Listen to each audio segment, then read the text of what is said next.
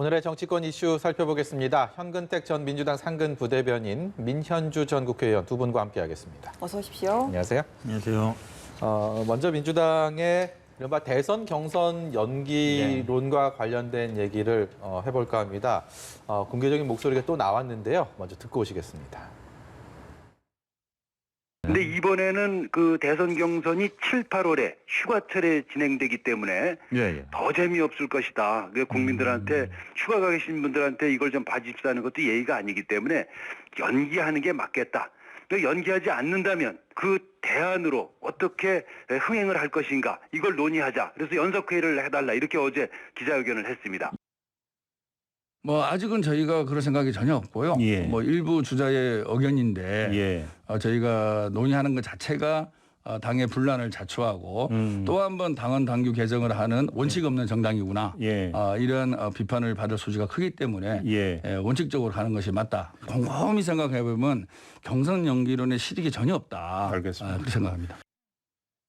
네, 대선 경선 연기론은 전적으로 대선 주자들의 유불리에 따라서 좀 생각을 하는 것 같습니다. 먼저 얘기를 한 최문순 강원지사 같은 경우는 뒤늦게 뛰어들었기 때문에 조금 더 시간이 필요한 것 같고, 김병국 의원은 잘 알려진 것처럼 이재명계 의원으로 분류가 되기 때문에 대세론을 좀 굳히고 싶어하는 그런 움직임. 그래서 이 경선 연기하는 게 사실상 좀 민주당 내에서 좀 금기어 비슷하게 이렇게 지급이 됐었는데. 네. 다시 이게 수면 위로 올라온 겁니까? 금기어까지는 아니고요. 네. 하자는 분들이 있죠. 지금 말씀하신 것처럼 이제 후발 주자들 같은 경우에는 좀 시간이 부족하다. 그러니까 제가 보기에는 시간이 부족하다기보다는 아직 인기가 많이 안 올랐으니까 좀 인기를 좀 만회할 수 있는 시간을 달라라고 얘기하는 건데요. 그런 얘기 있죠. 지금 이제 코로나 상황 지금 얘기처럼 휴가철 다 얘기하지만 결국은 이제 지지율이 많이 아직 안 올랐기 때문에 저는 아마 이 경선 문제는 흥행이 안 된다 이거거든요. 한마디로 얘기하면. 근데 흥행이 안 되는 요소는 우리가 지난번 전당대회 됐고 그 전에 서울시장 경선도 했지만 사실은 이제 시기의 문제는 아니고요. 제가 보기에는 주자, 사람의 문제예요. 그리고 경쟁력, 그러니까 팽팽하게 가느냐.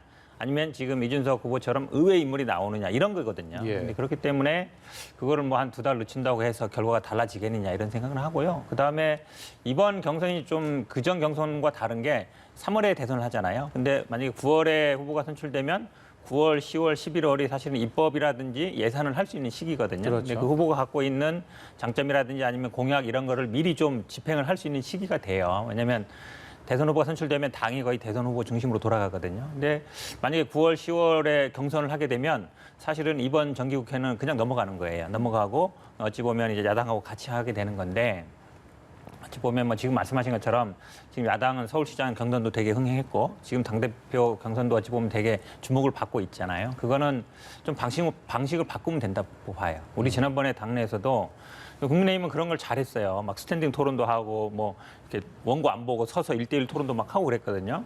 근데 우리 당에 지난번에 전당대회 할 때도 그 얘기가 나왔어요. 그렇게 좀 하자. 저기처럼 좀 따라하자. 재미있게 토론을. 근데 그냥 다 앉아가지고 토론하고 이거 원고 보면서 하니까 재미없잖아요. 오히려 좀 예를 들어서 주자를 2명씩 붙여서 이준석 후보 얘기처럼 붙여서 한다든지 아니면 원고 안 보고 스탠딩 토론을 한다든지 방식을 저는 좀 획기적으로 바꿔도 치열하게 할 수 있다라고 봅니다. 그래서 연기하는 게 꼭 능사는 아니다라고 보고 있습니다. 시간을 좀 벌고 싶은 쪽과 또 이 대세를 좀 빨리 굳히고 싶은 쪽의 이야기가 좀 마주치는 것 같은데요. 아무래도 이재명 경기지사 측이 좀 대승적으로 지금 또 가장 유력한 대권 주자이기 때문에 좀 어느 정도 수용을 좀 해야 되지 않나 이런 목소리도 있는 것 같습니다. 지도부에서 좀 어떻게 입장을 낼까요? 계속 지금까지는 원칙을 좀 고수해 왔잖아요. 네, 그러니까 근데 이제 민주당 당원 당규 대선 6개월 전 후보 선출이잖아요. 그래서 지도부 입장에서는 사실은 특정 후보군을 위해서 이렇게 당원 당규에 딱 지정돼 있는 룰을 바꾸는 게 쉽지는 않을 거예요. 경기가 이미 시작이 됐는데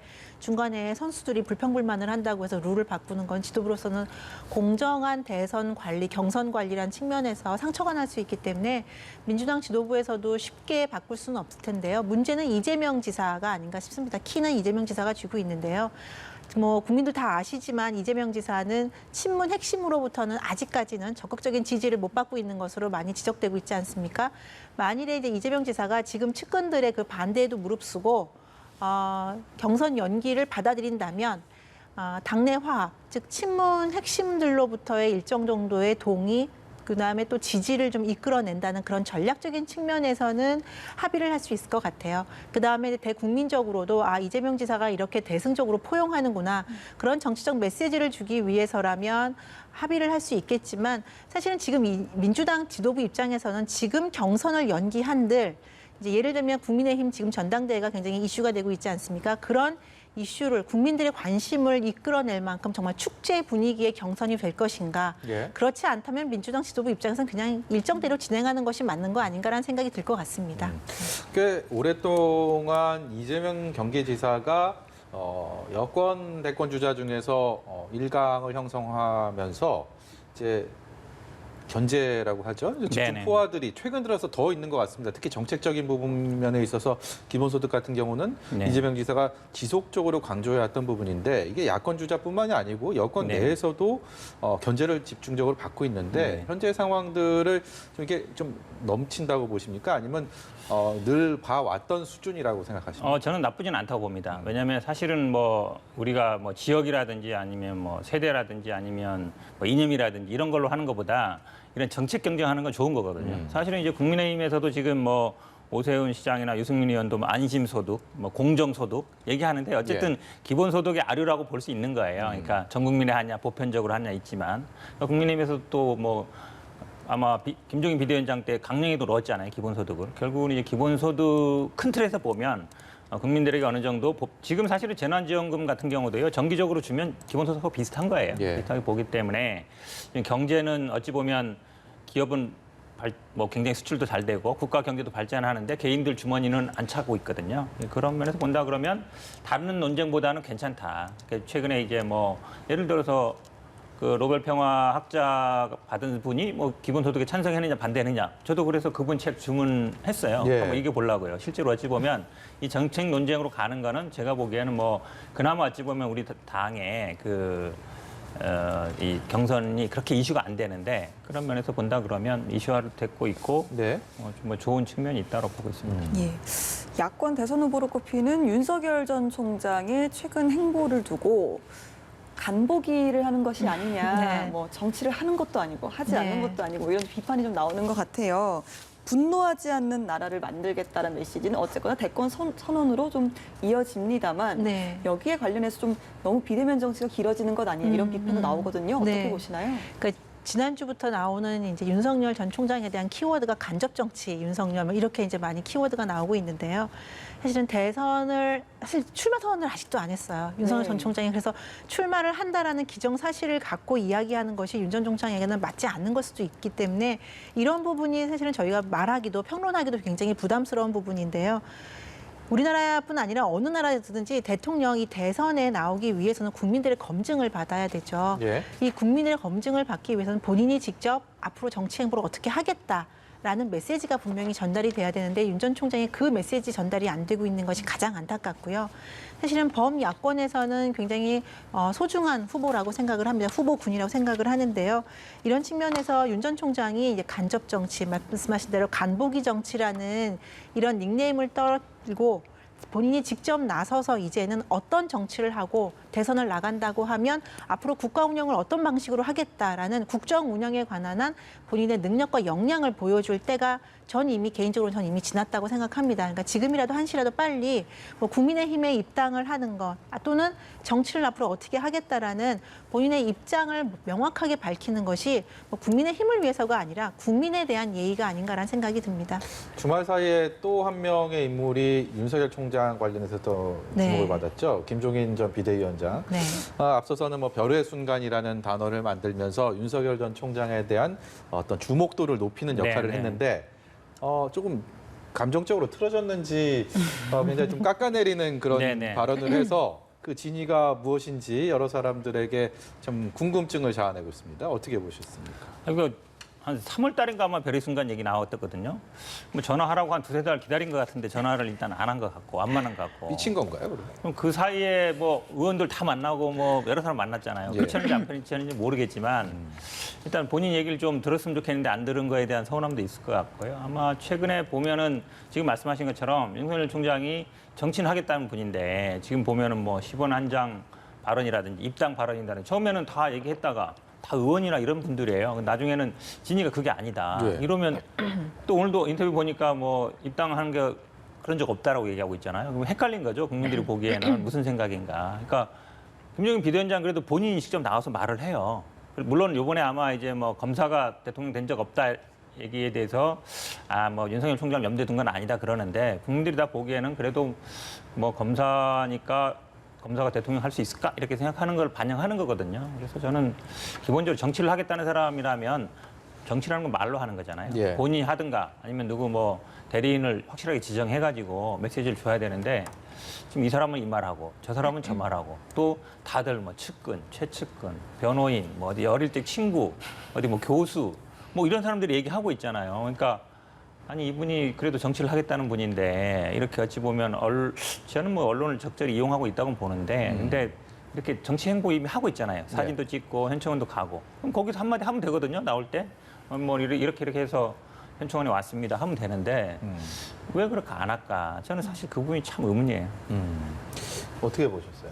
저는 김종인 위원장의 이제 사실 직접 워딩이 아니에요. 직접 말씀하신 건 아니고 이제 같이 만났던 분을 통해서 이제 나온 이야기라서 정말 그 정확한 뭐 말씀을 갖다가 저희가 뭐 오늘 아침에는 대략 비슷한 말씀을 하시긴 하셨지만요.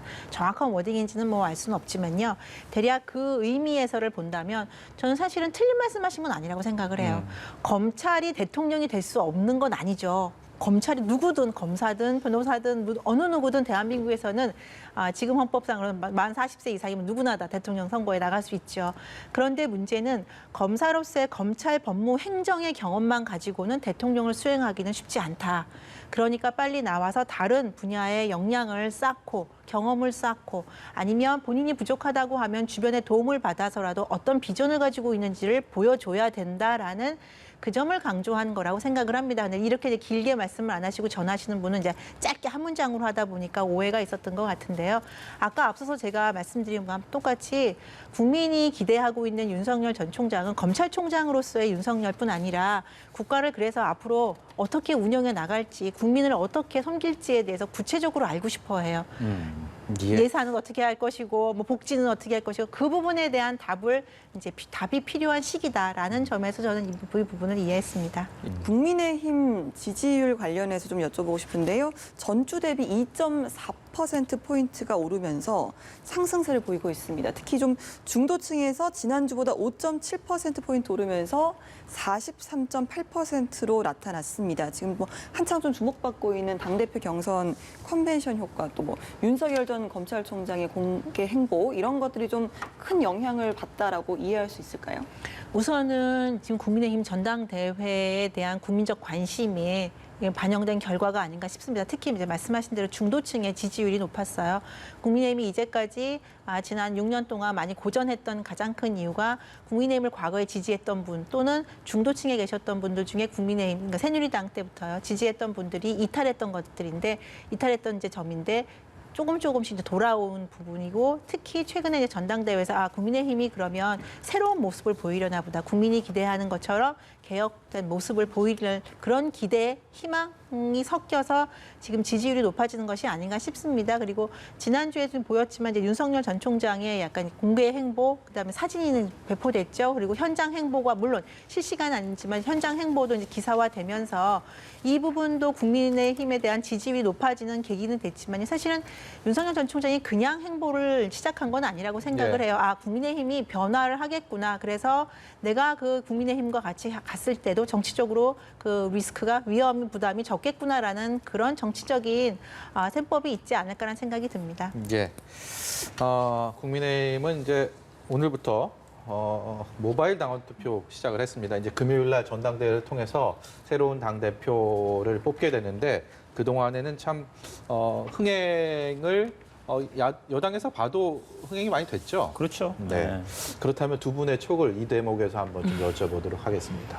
이준석 돌풍이 과연 끝까지 이어져서 새로운 기수가 될 것인지 아니면 결국 그래도 연륜과 경륜이다 이런 결과로 돌아갈 것인지 어떻게 보세요? 뭐 의견은 다르지 않을 것 같은데요.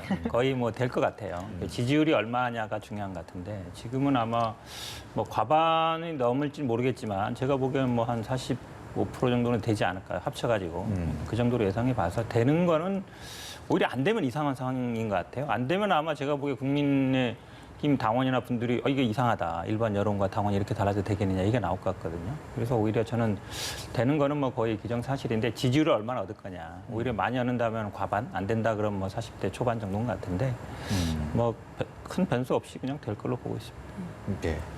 민정께서는 어떻게 보세요? 애국께서 말씀하신 대로 이제 연륜과 경험 대 신진 세대 교체 이렇게 붙었지 않습니까? 근데 사실 세대 교체라기보다는 제가 아까 말씀하신 중도 확장의 이준석 현상은 더 방점이 찍혀 있다고 생각을 해요. 네. 근데 처음부터 이준석 후보가 이렇게 돌풍을 일으킬 거라고는 사실은 당내에서도 기대를 못했었습니다. 예상을 못했던 건데요. 문제는 이제 일부 중진 후보들께서 말씀하신 연륜과 경험을 정말 적절하게 국민들께 호소하지 못한 것이 아닌가. 그리고 국민의힘에게 실망했던 부분들에 대한 어쨌든 중진으로서 다선 의원으로서 반성과 앞으로의 미래 비전을 보여줬어야 되는데 그 부분이 오히려 신진인 이준석 후보에게 밀린 것이 아닌가.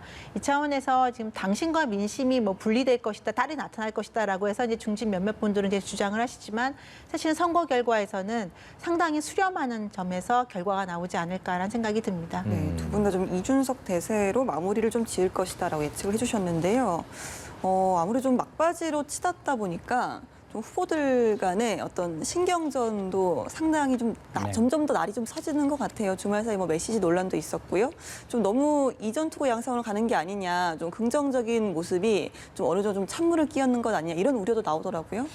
전당대회 원래 막판에 가면요 거의 이렇습니다. 그러니까 누가 누구를 줄 섰다, 누가 도와준다. 지금도 보면 사실은 예전 같으면 뭐 친박 누가 도와준다 할 텐데 지금 당 밖에 있는 그러니까 윤석열 그다음에 김종인 비대위원장이 와의 관계 요게 되고 있잖아요. 그러니까 뭐 영입하겠다 안 하겠다 아니면은 뭐 기다리겠다 안 기다리겠다. 결국은 이제 막판에는 이런 뭐 문자 논란도 항상 있는 얘기예요. 당원 유출 논란이 있는 얘기인데 아마 이제 이준석 후보 같은 경우에는 좀 다른 선거 문자도 안 보내고 자기가 뭐 혼자 버스 타고 다니면서 예수하고 있어서 좀 바꿔보고 싶은 생각은 있었을 것 같은데 결국은 제가 보기에는 이 당내 전당대회라는 건 또 그렇게 흘러가는구나 이렇게 할 것 같은데요. 근데 뭐 윤석열 총장과의 관계는 중요하다고 봐요. 왜냐하면 대선 후보이기 때문에. 근데 김종인 비대위원장의 관계도 중요하죠. 근데 김종인 비대위원장은 사실 어찌 보면 이제 당 밖에 있는 사람이잖아요. 본인이 나올 건 아니고. 근데 문자의 당원 명부 논란은 사실 예전에도 다 있었던 얘기예요. 근데 이제 수면으로 끌어올렸다는 거죠. 예. 그런 면에서는 뭐 의미는 있는데 근데 이제 대세를 바꾸기에는 이런 논란들이 좀 늦었다. 사실 오늘부터 모바일 투표에 들어가기 때문에 적극적인 당원들은 거의 천단하거든요. 안 한 사람들만 이제 내일 모레 이제 전화를 하는 건데 그래서 아마 이게 판을 흔들 정도는 아닌 것 같습니다.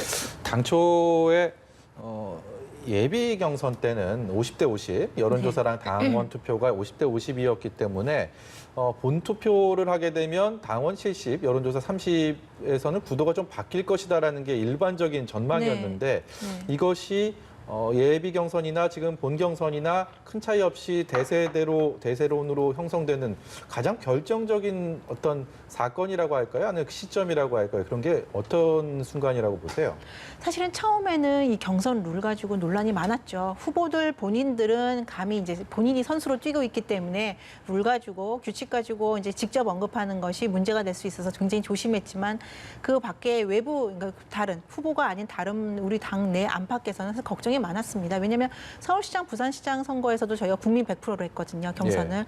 그렇게 해서 국민들의 관심을 얻고 민심을 바탕으로 해서 갔기 때문에 선거를 치렀기 때문에 크게 압승할 수 있었는데요. 이번 경선 룰은 사실 저희 과거 거의 15년, 20년 전의 경선 룰을 그대로 답습하고 있기 때문에 저 개인적으로는 굉장히 안타까운 경선 룰인데요.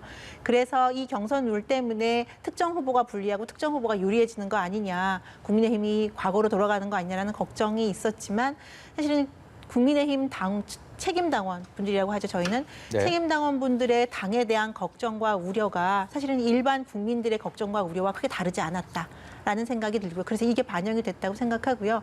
초반에 이준석 후보와 이제 다른 중진 후보들 간의 경쟁에서 저는 말씀하신 대로 어떤 지점에서 이 책임당원이나 적극적 당원들의 지지를 갖다 이끌어내는 데 성공했느냐라고 본다면 중진 후보들의 사실은 마타도어 특정 후보에 대한 지나친 공세가 사실은 사실에 기반하지 않은 이 공세가 일반 당원과 책임 당원들에게도 어필하지 못했다, 호소력을 갖지 못한 것이 가장 결정적인 계기가 아닌가 싶습니다. 예, 여기까지 듣도록 하겠습니다. 다음 주에는 대권 주자들의 또 이 숨가쁜 행보 그리고 국민의힘 새 지도부를 놓고 두 분과 또 말씀을 나눠볼 것 같습니다.